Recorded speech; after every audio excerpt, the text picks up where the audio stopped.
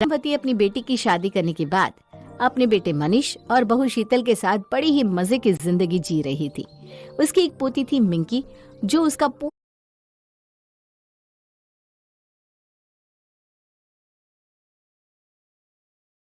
दिन मन लगाए रहती थी।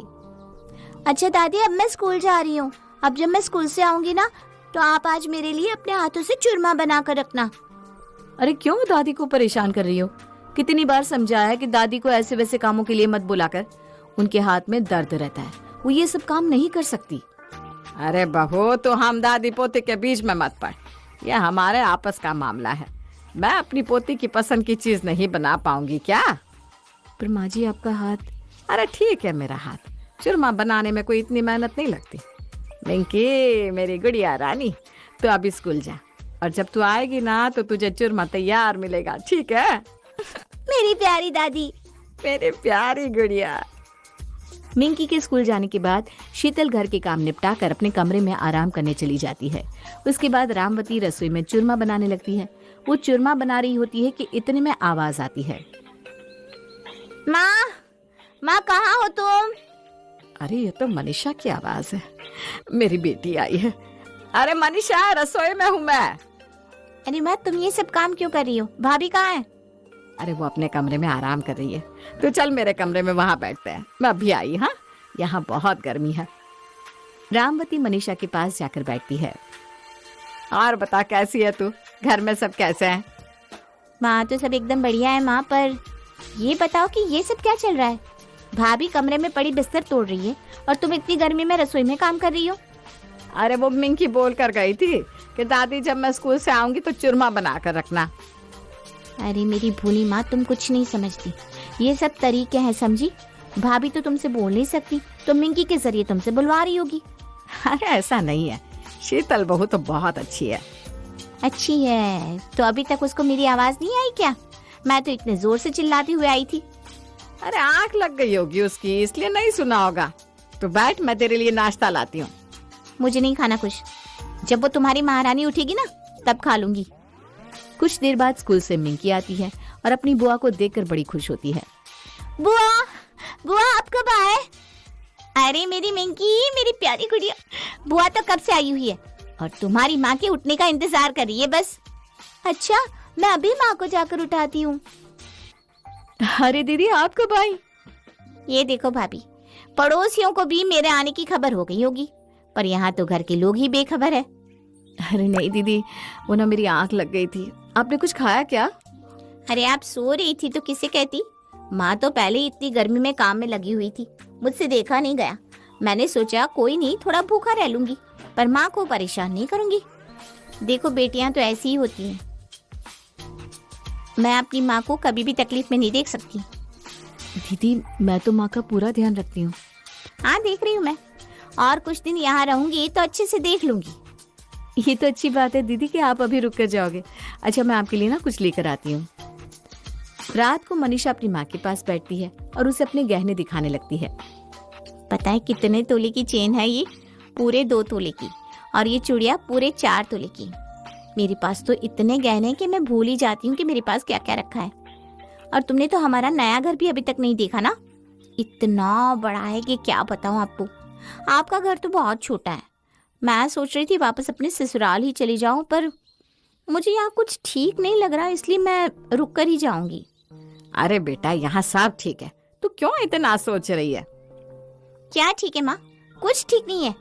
तुम्हारी बहू मिंकी से बुलवा बुलवा कर तुमसे काम करवाती है और खुद आराम करती है, और खुद के कमरे में एसी है और तुम पंखे में सो रही हो। और तो और मैंने उसको भी रसोई में राबड़ी खाते देखा। जब मैंने बोला कि भाभी राबड़ी माँ को क्यों नहीं दी, तो बोली, देखो दीदी, माँ को ये बात मत बताना। क्या सच में? मुझे तो पता ही नहीं घर में राबड़ी रखी है। मनीषा अपनी माँ के कान भर रही होती है और उधर शीतल मनीष के आने का इंतजार। थोड़ी देर बाद ही जब मनीष आता है। अरे आ गए आप? अब प्लीज ना, मुझसे कोई काम की बात मत करना। मैं कमरे में जाकर सोऊंगा। मुझे खाना भी नहीं खाना, मेरे सर में बहुत दर्द हो रहा है। ओह अच्छा ठीक है।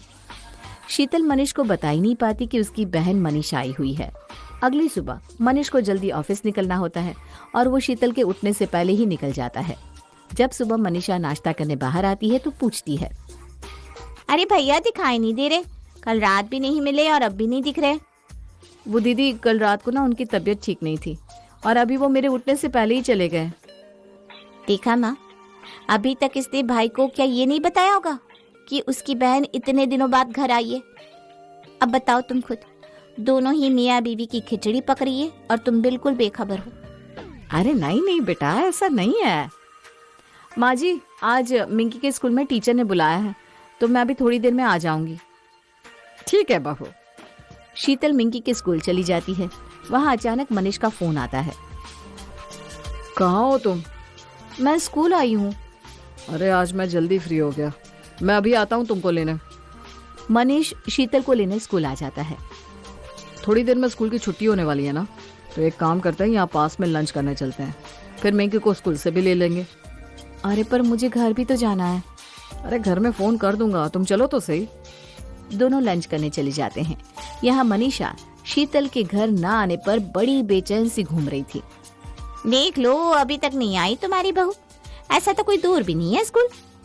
अरे क्या पता, ट्रैफिक होगा बेटा। क्या माँ, छोड़ो, मैं अभी फोन करती हूँ उसको। तुमने जो इतनी ढील दे रखी है ना, एक दिन बड़ा पछताओगी। आपकी कल तबीयत खराब थी और कल सुबह जल्दी निकल गए। इस चक्कर में आपको बता भी नहीं पाई कि मनीषा दीदी कल से आई हुई है। अरे मनीषा आई हुई है? चलो माँ और मनीषा के लिए यहीं से खाना पैक करके ले चलेंगे। ठीक है। वैसे भी ना आपसे बहुत नाराज होंगी वो। आप कल से गायब जो हो। नाश्ते के वक्त भी आपको पूछ रही थी। हेलो। अरे भाभी कहाँ रह गई? स्कूल ही गई थी ना? जी दीदी, स्कूल ही आई थी, बस मिंकी को स्कूल से लेकर घर ही आ रहे हैं। हाँ तो जल्दी आ जाओ। सर आपका खाने का बिल। हाँ भैया लाओ। अच्छा दीदी। इतना बोलकर शीतल तो फोन रख देती है, पर मनीषा आग बुबला हो जाती है। देखा, तुमको तो कुछ समझ में नहीं आता। अब भी बोलो कि तुम्हारी बहू भोली है और तुम्हारा बेटा आज्ञाकारी। अरे पर हुआ क्या है? महारानी रेस्टोरेंट में बैठकर खाना खा रही है। यहाँ से स्कूल का बोलकर निकली और वहाँ भैया के साथ लंच हो रहा है।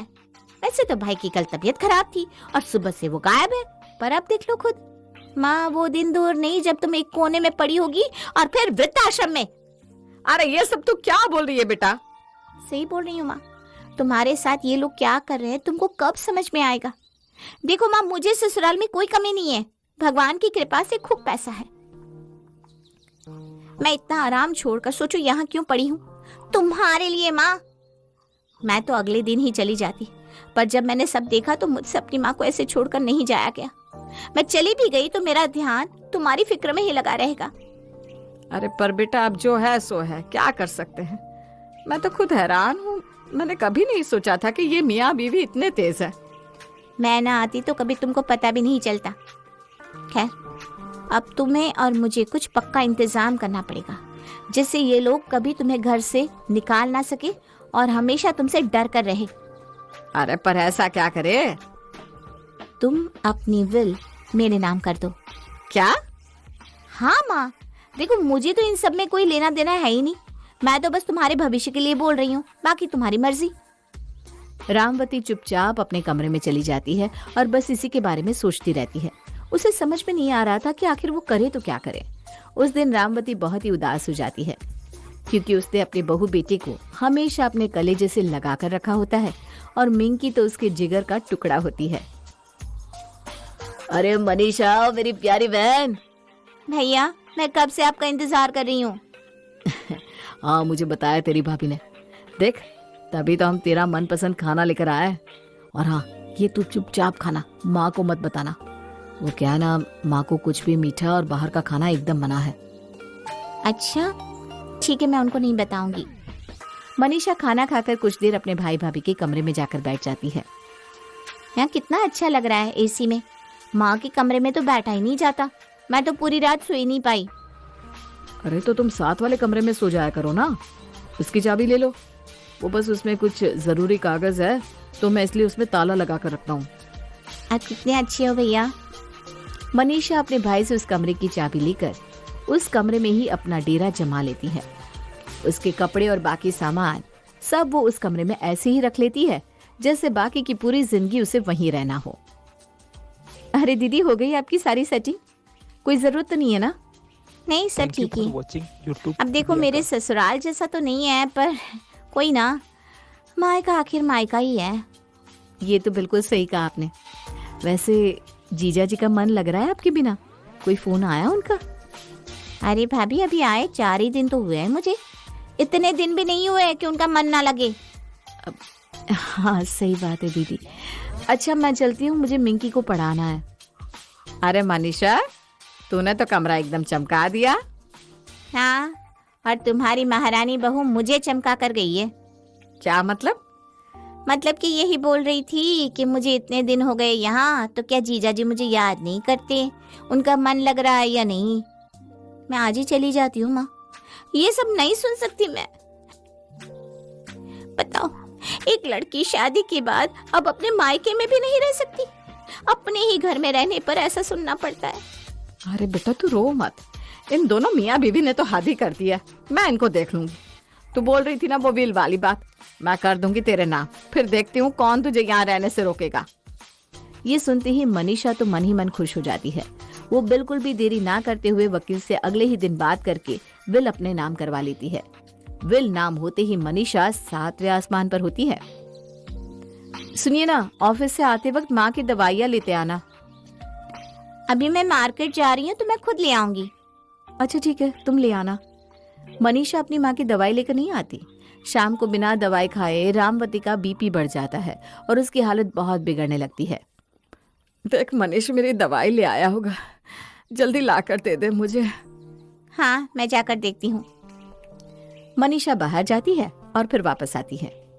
माँ, भैया तो आपकी दवाई लेकर नहीं आए। अरे मैंने तो उसे बोला था। हे भगवान, अब मैं क्या करूं?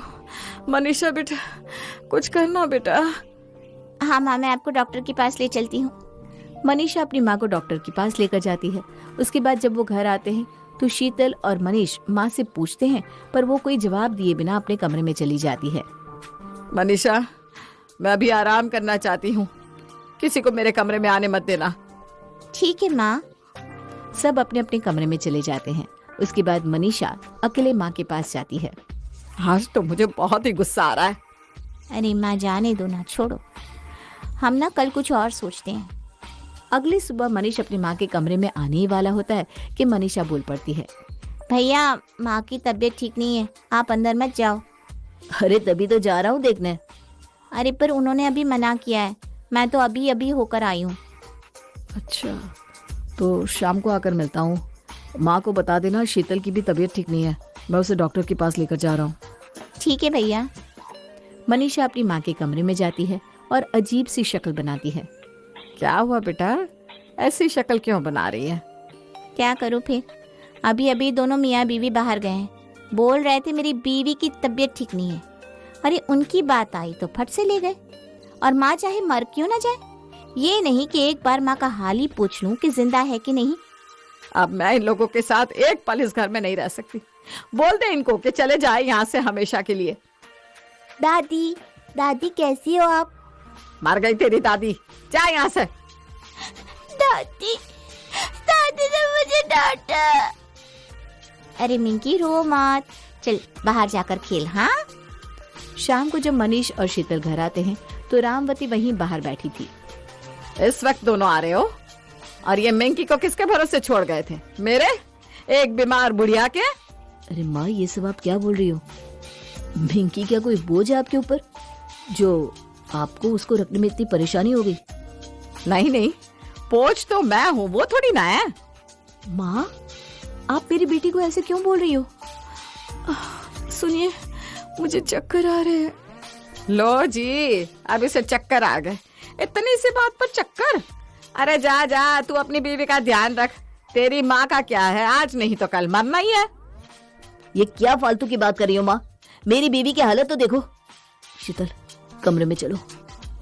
रामवती अपने बेटे, बहू और पोती से बात करना ही बंद कर देती है। वो शीतल के हाथ का खाना खाने से भी मना कर देती है। काफी दिनों तक ऐसे ही चलता रहता है और धीरे धीरे सब रामवती से दूर हो जाते हैं। एक दिन फिर शीतल अपने पति से कहती है, मेरी तबीयत ठीक नहीं रहती जी, इस कमरे में ना घुटन होती है। हाँ, मैं वही सोच रहा था, आज माँ से बात करनी पड़ेगी। हम उनके कमरे से अपना कमरा बदल लेते हैं।